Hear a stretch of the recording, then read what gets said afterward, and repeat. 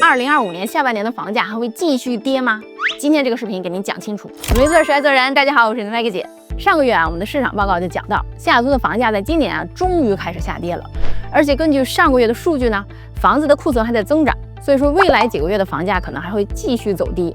但前2天我们看了6月份最新的数据，发现市场竟然已经开始出现了转折。那本期市场报告呢，麦克姐还是一样会给大家讲解一下西雅图6月份最新的市场数据。然后呢，现在正好也是年终了，麦克姐呢也帮大家解读一下各家机构对于2025年经济和房市的预测，也讲讲自己对2025年下半年市场的判断。开始之前呢，如果你想了解西雅图最新的房地产市场，别忘记点赞关注麦克姐的频道。我们先来看看 King County 6月份的数据。首先呢，看供应端，今年6月的上市数量呢，还是同比去年增加了17%左右。但是上市数量从5月的5000来套呢，快速下降到了现在的4000来套。为什么呢？我觉得主要有2个原因。首先自然就是季节性的原因，6月呢已经慢慢过了上市的黄金时段，该上市的房子很多都在4、5月一年最好的时间上市了。另外一个原因呢，就是很多卖家就觉得现在市场真的不是很好，很多不着急卖房的卖家就被泼了一盆冷水，觉得还是明年再说吧。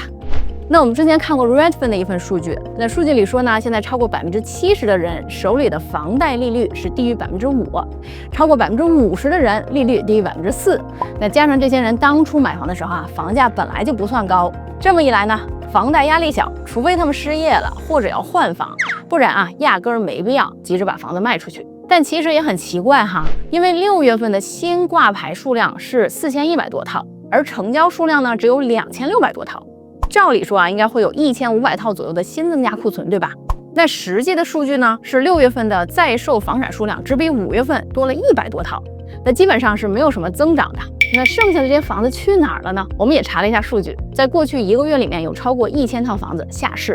很多就是卖家觉得市场不好，卖不出想要的价格，就先回收拿去做出租房了。在房价上的体现呢，就是 King County 6月份的房价止住了下跌，而且成交中位价和尺价呢都比5月份增加了一点。那不同的区域情况怎么样呢？从上市数量看6月份各地区的上市数量都比5月份有所减少。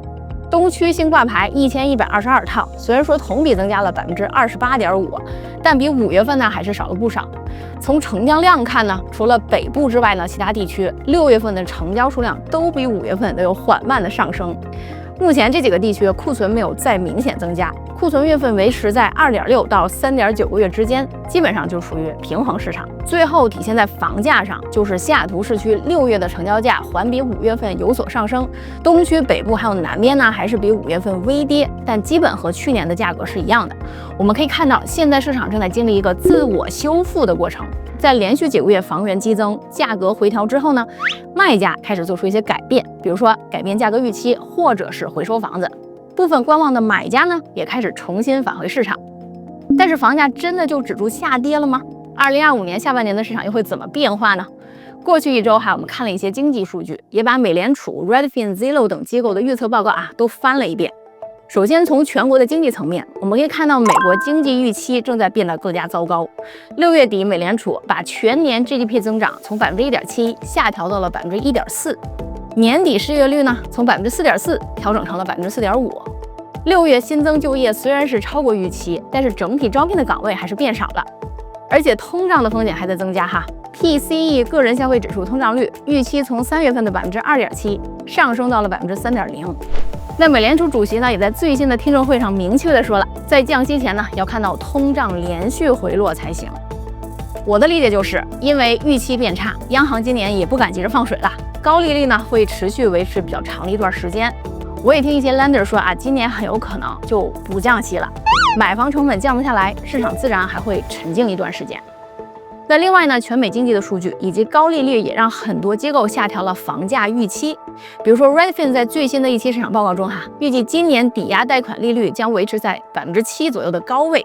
到2025年底呢，美国房价将下跌1%。经济放缓和高利率这2个因素也对西雅图本地的经济和就业有不小的影响。比如说7月2号，微软宣布计划裁员约9000名员工。我都不知道这是微软今年第几次裁员了啊！而且根据这个华盛顿州就业保障部门的数据，2025年1月到4月期间呢，西雅图大都会区大概失去了4200个工作岗位，失业率上升到5.1%。那今年失业后呢，想要找到新工作也没有前2年那么容易了。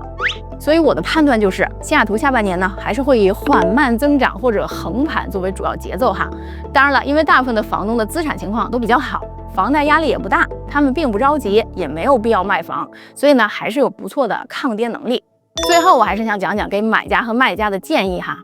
对买家来说，如果你的目标呢是今年买房，现在其实是一个不错的时间点。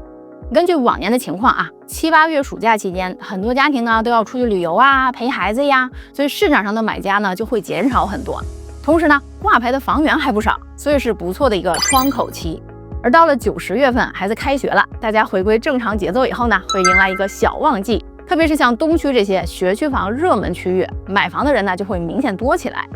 等再晚一点，10月中下旬之后呢，该卖房子的也卖了，没卖出去的呢，卖家可能就会先撤出市场，拿出去出租，也有可能会降价。这时候房价呢会相对便宜，但是很多呢都是被挑剩下，可能有点问题的房。那如果你觉得现在的价格偏高，其实不妨尝试去谈一谈价格哈。现在很多卖家其实是也有卖出的意愿，只是担心一开始标价太低，卖不到合适的价格而已。去砍砍价，说不定呢，他们就答应了。现在的西雅图，包括东区哈，已经逐渐转变为买方市场，买家议价空间变大，特别是对一些有缺点的房子哈。因此，千万不要再用2022年高点的这种思维来定价了。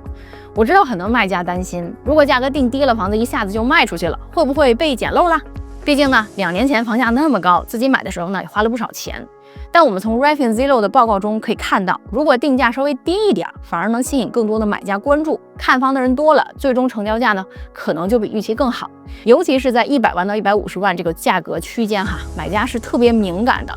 比如说 CMA 做出来102万的房子，你可以把价格定在99万，就能够进入更多买家的搜索范围，吸引更多人来看房下 offer。那我们团队过去6个月呢，已经帮客户上市了30多套房，也成交了超过100套房。对于各个社区的价格和买家的心理都非常的熟悉，结合 CMA 呢，我们可以制定出一个更合理的定价方案。另外，7月1号 HB 110法案正式在华盛顿州铺开，如果房子的地比较大，具备 ADU 和 DEDU 的开发潜力，一定要在介绍中呢突出这个加分项哈，这样能够吸引更多考虑开发和投资的买家。这个法案呢可能会对土地的价格和库存有一些影响，如果说点赞超过300呢，咱们呢就另外再开一个视频详细讲一讲。